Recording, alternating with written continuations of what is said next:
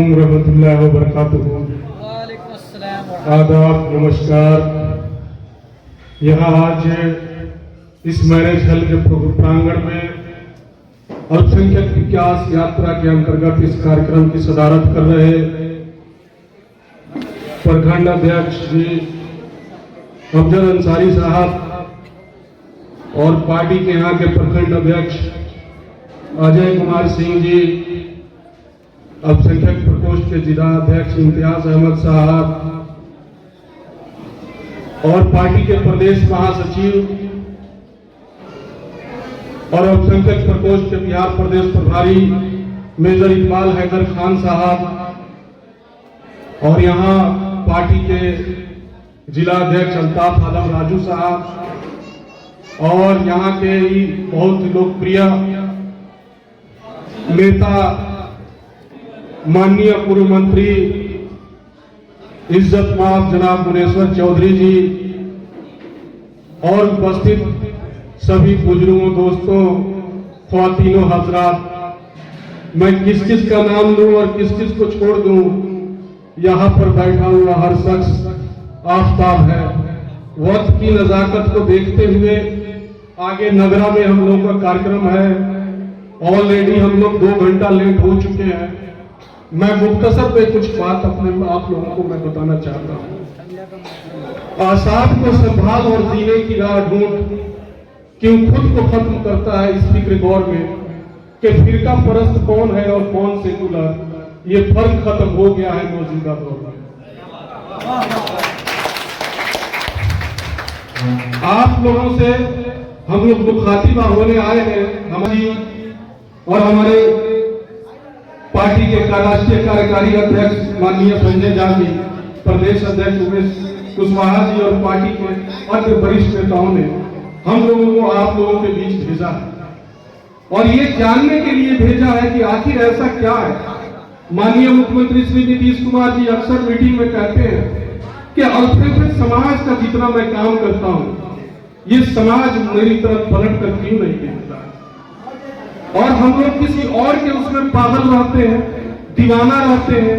कि मेरे जख्मों पे जिसकी आंख भी नम नहीं होती, इलाही उसके लिए मेरी दीवानगी क्यों कम नहीं होती। साल दर साल वोट आता है और उसके बाद से हम क्या करते हैं, हमारा समाज फोर्स में आ जाता है और वोट देने के लिए चला जाता है। और माननीय मुख्यमंत्री श्री नीतीश कुमार जी लगातार आपके सारे बुनियादी मसलों को हल कर रहे हैं। आपके मस्जिद का मामला हो, आपके मदरसे का मामला हो, आपकी कब्रिस्तान का मामला हो, या आपके बच्चों की तालीम का मामला हो, या आपके इमारतें हैं उसका मामला हो, यानी जब आप आकलन करेंगे तो सारे बुनियादी मसलों को माननीय मुख्यमंत्री श्री नीतीश कुमार जी ने हल किया है। हमारे प्रभारी जी विस्तार से आप लोगों को चर्चा कर रहे थे, मैं उसमें नहीं जाना चाहता हूं, पर मैं एक उदाहरण देना चाहता हूं आप लोगों को कि आप इससे समझिए कि आपका सच्चा हमदर्द कौन है और आपके साथ इंसाफ कौन कर सकता है। एक एक्स एमपी हुआ करते थे एहसान जाफरी साहब, गुलबर्ग सोसाइटी में कांग्रेस के एमपी हुआ करते थे और 10 साल तक यूपीए की सरकार रही, उसमें लालू यादव जी रेल मिनिस्टर थे, उसमें असदुद्दीन ओवैसी भी उस सरकार में शामिल थे, सोनिया मनमोहन राहुल गांधी की वो सरकार थी और उनकी बेवा जकिया जाफरी दर भटकती रही। उनको इतने दिनों तक सत्ता में रहने के बाद भी वो अपने एक्स एमपी की बेवा को इंसाफ नहीं दिला सके। और दूसरी तरफ माननीय मुख्यमंत्री श्री नीतीश कुमार जी को देखिए, जो दंगे की फाइल बंद हो गई, जो 15 साल 16 साल पहले जो दंगा हुआ था भागलपुर का, और जो फाइल को निपटा दिया गया, उस फाइल को माननीय मुख्यमंत्री जी ने न्यायिक दंगा आयोग बनाकर, जांच आयोग बना करके उस फाइल को खुलवाया और जितने भी दोषी थे उन सबको सलाखों के पीछे डालने का काम किया।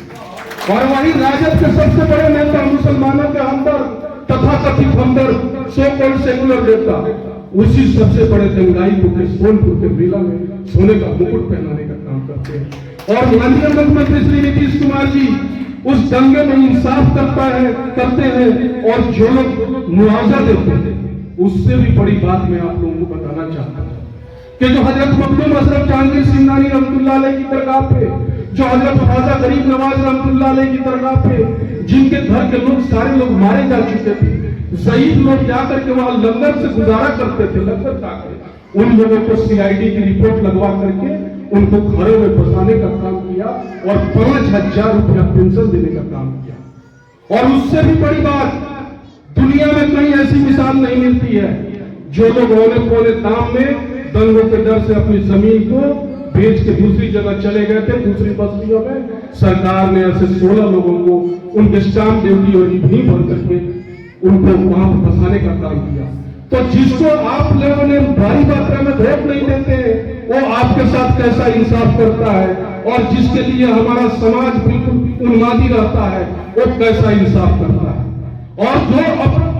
जो पार्टी जो अपने एक एमपी को इंसाफ नहीं दिला सकती है, वो आम मुसलमानों को क्या इंसाफ दिला सकती है। नीतीश कुमार जी का काम देखिए कि जब बच्चा पैदा होता है तब वो पैसा देते हैं, जब उससे थोड़ा बड़ा होता है तो पोशाक का और किताब का पैसा देते हैं, उससे थोड़ा बड़ा होता है तो साइकिल का पैसा देते हैं, उससे बड़ा होता है 10वीं में फर्स्ट डिवीजन आता है तो उसको 10,000 रुपए की प्रोत्साहन राशि देते हैं, उससे बड़ा होता है जो हमारे मुस्लिम समाज में बच्चे 8वीं 9वीं 10वीं से पहले ही ड्रॉप आउट कर जाते थे, और जो लोग किसी फैक्ट्री में काम करने लग जाते थे, जो किसी होटल में काम करने लग जाते थे या कहीं दूसरी जगह पलायन कर जाते थे, उन बच्चों को माननीय मुख्यमंत्री जी स्टूडेंट क्रेडिट कार्ड देकर के डॉक्टर और इंजीनियर बनाने का काम कर रहे हैं।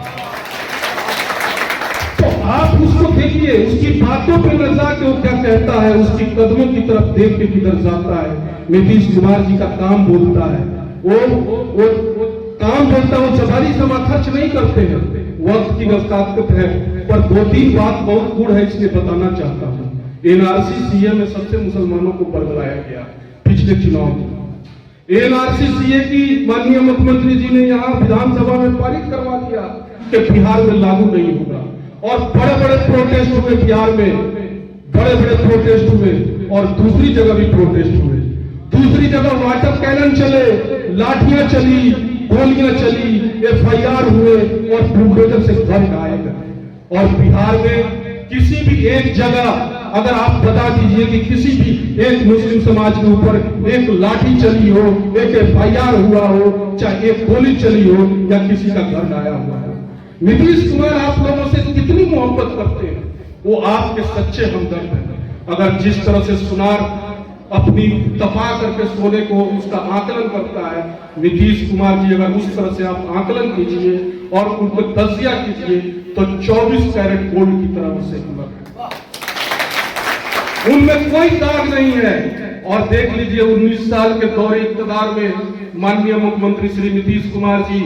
जो एक कुछ बन जाता है, छोटा मोटा सरकारी पद आ जाता है जिसके पास, वो 2 साल में 4 साल में उसे पद पे बदल में उसके कपड़े पे बहुत सारे दाग दिखने लगते हैं। और माननीय मुख्यमंत्री श्री नीतीश कुमार जी 19 साल तक सत्ता में रहने के बाद, उससे पहले भी रेल मिनिस्टर और दूसरी कृषि मंत्री रहने के बाद, इतने सालों सत्ता में रहने के बाद उनके कुर्ता पजामा पर एक सुई के नोट के बराबर न क्राइम का दाग है, न कम्युनिज्म का दाग है, न करप्शन का दाग है। कहा जाता है कि दाग दाग मत कहो, सब दागदार है, बिना दाग का सिर्फ हमारा नेता नीतीश कुमार है। हम लोग जनता दल यू के लोग सीना ठोक के कह सकते हैं कि हम लोग नीतीश कुमार जी के अनुयायी हैं, उनके नेतृत्व में आस्था और विश्वास रखते हैं, और आप लोगों से गुजारिश करने आए हैं कि माननीय मुख्यमंत्री जी के पहचानिए, उनको जानिए, वो आपके सच्चे हमदर्द हैं। तो ज्यादा कुछ नहीं कहते हुए हम लोगों को आगे भी निकलना है। आप लोग एक बारी देखिए कि माननीय मुख्यमंत्री जी क्या बीजेपी के साथ रहते हुए आपकी कब्रिस्तानों की घेराबंदी नहीं कराते? क्या बीजेपी के साथ रहते हुए मुख्यमंत्री निवास योजना में आपको लाभ नहीं देते? क्या बीजेपी के साथ रहते हुए साइकिल योजना में, पोशाक योजना में और सारी योजना में आपको नहीं देते? आप देखिए माननीय मुख्यमंत्री श्री नीतीश कुमार जी ने 10,000 तालीमी मरकज को बना करके आपके घरों के बच्चों को, जो 22 लाख जो मुस्लिम के बच्चे बाहर थे स्कूलों से, उनके समाज के मुख्य धारा में लाने का काम किया। तो उनके काम को देखिए, आपको तजिया कीजिए, बकावे मत आइए। और उस समय कुछ लोग बड़े बड़े नेता लोग आए, एक ओवैसी साहब आते हैं, हमारी जज्बात को उभार देते हैं, और मुस्लिम समाज के पास मान लीजिए कि 100 रुपए है, जिसको 5 रुपया 10 रुपया देते हैं वो टोकरा भर करके सामान देता है, और जिसको 80 रुपये 90 रुपये देते हैं वो जज्बात का एक चिंगम देता है, और उसको चबा चबा करके आप चौराहे पे थूक देते हैं, और हमारी जज्बात को बहला करके फुसला करके अफीम चटा करके हमारे पेट को ढक लेते हैं। तो इसलिए मैं आप लोगों से गुजारिश करता हूँ कि हजरत मोहम्मद मुस्तफा सल्लल्लाहु अलैहि वसल्लम की एक मैंने हदीस पढ़ी है कि एहसान का बदला पढ़ करके देना चाहिए। और कुरान की आयत भी कहती है, सूरह रहमान की आयत भी कहती है कि जो आपके साथ एहसान करता है उसका बदला पढ़ करके देखिए। और एक और हदीस मैंने पढ़ी है कि जो उसमें हदीस में है कि अगर सफेद दाढ़ी वाली हो तो उसकी इज्जत करो, और दूसरी बात जो है कि जो इंसाफ पसंद हुक्मरान हो उसकी तारीफ करो, अल्लाह उससे खुश होता है। तो मैं आप लोगों से गुजारिश करूंगा कि सवाब जारिया का काम कीजिए, गुनाह जारिया का काम मत कीजिए, नहीं तो फिर बिहार उजला बिहार हो जाएगा। आप लोग क्या, अगर आप लोग चाहते हैं कि सड़कें फिर से टूटी फूटी हो जाए, बिजली फिर से उजड़ जाए, फिर से यहाँ खून खराबा शुरू हो जाए, फिर से माओ की गोद उजाड़ी जाए, फिर बहनों का सुहाग उजाड़ा जाए, या फिर बच्चों को यतीम कर दिया जाए, या फिर से लूट शुरू हो जाए, फिर से बाजारों में दिन दहाड़े बम फटने लगे, अगर आप लोग चाहते हैं तो मैं आप लोगों से कुछ नहीं कहूंगा। अगर आप चाहते हैं कि नीतीश कुमार जैसे इंसाफ, अमन, तरक्की और तहफ्फुज़ का पैगाम दे रहे हैं, आपको सब समाज का वो काम कर रहे हैं, अमन शांति कायम हुए हैं, तो नीतीश कुमार की गुहार को मजबूत कीजिए, आप लोग मजबूत हुई, और जितनी जरूरत माननीय मुख्यमंत्री श्री नीतीश कुमार जी को बिहार की गद्दी की नहीं है, उससे ज्यादा जरूरत है दबे कुचले बेबस बेजबान लोगों को, अल्पसंख्यक समाज लोगों को, शोषित वंचित लोगों को, दलितों को, कि नीतीश कुमार जी बिहार की गद्दी पे बने रहे और बिहार राजधानी एक्सप्रेस की तरफ विकास की पटरी पर दौड़ता रहे। वन चंद को सब शब्दों के साथ मैं अपनी बात को खत्म करता हूँ। नीतीश कुमार जिंदाबाद, जनता दल यूनाइटेड जिंदाबाद।